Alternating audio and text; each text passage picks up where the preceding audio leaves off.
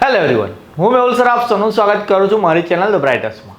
તો આજના વિડીયોમાં આપણે ડિપ્લોમા સેમેસ્ટર 4ની G2 એક્ઝામ માટેની જે ટોપ 25 મોસ્ટ આઈએમપીની સિરીઝ સ્ટાર્ટ કરી છે એમાં સિવિલ એન્જિનિયરિંગના સબ્જેક્ટ બેઝિક ટ્રાન્સપોર્ટેશન એન્જિનિયરિંગ એના મોસ્ટ આઈએમપી ક્વેશ્ચન જોઈશું.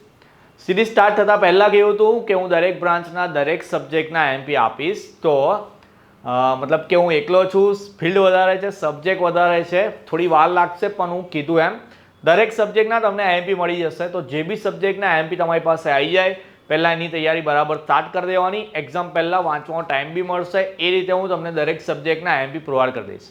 જો તમારી પાસે સબ્જેક્ટના વિડીયો આવી જાય તો તમારે થોડો ઘણો મારી હેલ્પ કરવાની છે કે એ સબ્જેક્ટને થોડો શેર કરી આપવાનો, મતલબ કે એ વિડીયો તમે શેર કરી આપવાનો કે જેથી તમે લોકો પાસ થઈને સારું એવું રિઝલ્ટ લાવશો. એવી રીતે બીજા કોઈ સ્ટુડન્ટનું પણ સારું એવું રિઝલ્ટ આવશે. આ વખતે દરેક બ્રાન્ચના દરેક સબ્જેક્ટના આઈએમપી એટલે જ અપલોડ કરવા માંગુ છું કે જે પહેલા 3 સેમની અંદર સારું એવું રિઝલ્ટ અમુક સ્ટુડન્ટનું નથી આવ્યું, બેકલોગ આવી છે. તો મારી આ વખતે એવી કોશિશ છે કે સેમ 4માં કોઈની બી બેકલોગ ના આવે અને આપણી જેટલી બી ફેમિલી છે, મતલબ જેટલા બી સબસ્ક્રાઈબર છે, જેટલા બી સ્ટુડન્ટ મારી જોડે કનેક્ટેડ છે, એ બધાના જ આપણે 100% પાસિંગના રિઝલ્ટ લઈ આવીશું. ઓકે, તો સ્ટાર્ટ કરીએ. સૌથી પહેલો ક્વેશ્ચન છે આપણો, રિક્વાયરમેન્ટ્સ ઓફ આઇડલ બ્રિજ, એટલે કે આદર્શ પુલની જરૂરિયાત કઈ ગઈ છે. બીજા નંબરનો ક્વેશ્ચન છે factor affecting on selection of bridge site, એટલે કે પુલ માટેની સાઇટની પસંદગી કરવા અસર કરતા પરિબળો કયા કયા. થર્ડ ક્વેશ્ચન તમારો ઇમ્પોર્ટન્સ ઓફ બ્રિજ, એટલે કે પુલનું મહત્વ. અને ચોથો ક્વેશ્ચન કમ્પોનન્ટ્સ ઓફ બ્રિજ. તો આ જે 4 ક્વેશ્ચન છે તમારા બ્રિજ રિલેટેડ છે કે જેમાંથી 4માંથી 2 અથવા તો 100% તમને પૂછાશે ક્વેશ્ચન. આઈધર 4 માર્ક્સમાં આવે તો મે બી 7 માર્ક્સમાં પણ પૂછાઈ શકે. ફિફ્થ નંબરનો ક્વેશ્ચન છે the characteristics of good harbour, એટલે કે સારા હાર્બરની લાક્ષણિકતાઓ કઈ ગઈ છે એ દર્શાવવાનું છે. 6 નંબરનો question types off road in detail, એટલે કે રસ્તાના પ્રકારો કયા કયા આવે એ ડિટેલમાં સમજાવવાનું. 7 તમારો question neat sketch of cross section of road and its component, એટલે કે રસ્તાના આડછેદની આકૃતિ દોરીને એના ઘટકો દર્શાવવાના. 7 માર્ક્સમાં પૂછાય બંને ક્વેશ્ચન. 8 નંબરનો છે કે various types of crossing in detail, તો આ બી 7 માર્ક્સમાં પૂછાય કે ક્રોસિંગના અલગ અલગ પ્રકારો કયા કયા છે તમારો.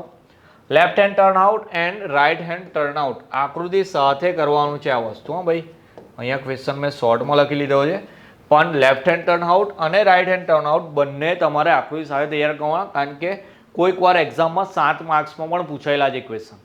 તો અહીંયા મેં જેટલા બી ક્વેશ્ચન આપું છું એની પ્રેક્ટિસ એવી જ કરજો કે 7 માર્ક્સમાં પૂછાય તો હું કેવી રીતે આન્સર લખીશ, મતલબ કે લેન્થી આન્સર લખવાની તૈયારી રાખજો. અને જેમાં હું કહું એમાં તો ખાસ. 11 નંબરનો question various type of airport, એટલે કે એરપોર્ટના પ્રકારો. 12 છે તમારો factor affecting airport site cylinder, એટલે કે એરપોર્ટના સ્થળની પસંદગી કરવાની, તો કયા કયા પરિબળોનું ધ્યાન રાખવાનું. 13 components of an aircraft sketch, એટલે કે એરક્રાફ્ટની આકૃતિ દોરવાની, એરક્રાફ્ટની, અને એમાં જુદા જુદા ઘટકો બી તમારે દર્શાવવાના. 14 ક્વેશ્ચન તો પૂછાઈ ગયો છે 4 માર્ક્સની અંદર, the winding of horizontal curve, ગુજરાતીમાં ક્ષૈતિજ વક્રનું વિસ્તૃતીકરણ કરવાનું હોય તે. વાઇડનિંગ ઓફ હોરિઝોન્ટલ કર્વ 100% પૂછાઈ ગયો છે 4 માર્ક્સની અંદર. ઓકે, 15 છે તમારો રિક્વાયરમેન્ટ્સ ઓફ ગુડ ડ્રેનેજ, એટલે કે સારા ડ્રેનેજની જરૂરિયાત રોડમાં શા માટે હોય. કોઈ બી ટ્રાન્સપોર્ટેશનની અંદર સારા ડ્રેનેજની જરૂરિયાત શાના માટે છે. નેક્સ્ટ જોઈએ 16માં છે basic requirements of railway station, તો રેલવે સ્ટેશનની મૂળભૂત જરૂરિયાતો કઈ ગઈ. 17માં છે railway gauge and its type, એટલે કે રેલવે ગેજ અને તેના પ્રકારો. 18માં છે types and uses of jetty, એટલે કે જેટીના પ્રકારો અને ઉપયોગો કયા કયા છે. 19માં તમારો તફાવત છે difference between flexible payments and rigid payments, એટલે કે નમ્ય ફરસબંધી અને દ્રઢ ફરસબંધી વચ્ચેનો તફાવત. 20મો ક્વેશ્ચન બી પૂછાઈ ગયો છે PIEV પ્રોસેસ પર ટૂંકનો લખો. 21મો ક્વેશ્ચન છે તમારો વેરિયસ ટેસ્ટ ઓફ બીટ્યુમિન, 7 માર્ક્સમાં પૂછાઈ શકે. બીટ્યુમિન પર અલગ અલગ કયા ટેસ્ટ થાય, કાં તો પછી તમારા ટેસ્ટ ઓન એગ્રીગેટ્સ, એટલે કે એગ્રીગેટ પર કયા કયા ટેસ્ટ થાય. બેમાંથી એક ટેસ્ટ 7 માર્કમાં પૂછાય અથવા તો બંને પૂછાશે. 23 છે સારા હાર્બરની જરૂરિયાત. આગળ ક્વેશ્ચન હતો સારા હાર્બરની લાક્ષણિકતાઓ કઈ કઈ હોય, અહીંયા ક્વેશ્ચન છે સારા હાર્બરની જરૂરિયાતો શું છે. 24માં છે label sketch of harbour and components of harbour, તો આકૃતિ સાથે હાર્બર સમજાવવાનું, તો એ 7 માર્ક્સમાં પૂછાઈ શકે. 24 ક્વેશ્ચન થયા. 25 માટે તમારે વ્યાખ્યાઓ તૈયાર કરવાની છે કઈ કઈ એ બી તમને અહીંયા ડિટેલમાં આપી દીધું. તો 3 કે 4 વ્યાખ્યાઓ ભેગી કરીને 3 કે 4 માર્ક્સનો ક્વેશ્ચન બનાવીને પૂછે છે.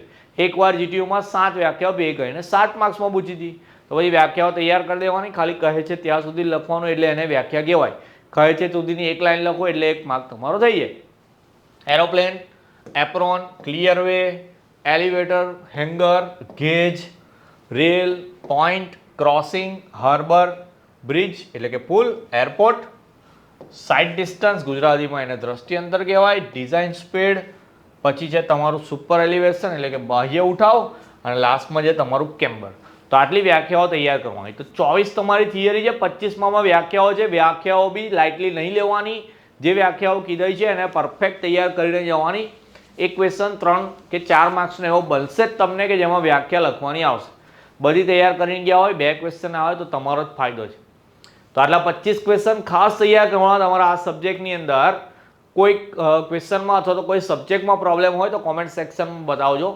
અને કોઈ પર્સનલ પ્રોબ્લેમ હોય કે જેથી તમારું રિઝલ્ટ અત્યાર સુધી સારું ના આવતું હોય અથવા તો એ તમારા રિઝલ્ટ પર અફેક્ટ કરતું હોય તો તમે મને ટેલિગ્રામ પર જઈને પર્સનલમાં તમારી વાત કોઈ શેર કરી શકો છો. એમાં પણ હું તમને હેલ્પ કરીશ. મારું કામ તમને ખાલી આઈએમપી આપવાનું નથી. તમારું ઓવરઓલ એન્જિનિયરિંગ છે કે તમને સારા એન્જિનિયર બનવા માટે જે બી વસ્તુ કરવી પડે એ બધી વસ્તુ કરવામાં હું તમને હેલ્પ કરીશ. ઓકે, તમારે થોડો ઘણો સપોર્ટ આપવાનો છે એના માટે તમને કીધું એમ. જો ચેનલ પર નવા હોય લાઈક કરીને સબસ્ક્રાઇબ કરજો અને મેક્સિમમ વિડીયોને શેર કરવાનો કે જેથી દરેક સ્ટુડન્ટનું સારું એવું રિઝલ્ટ આવે.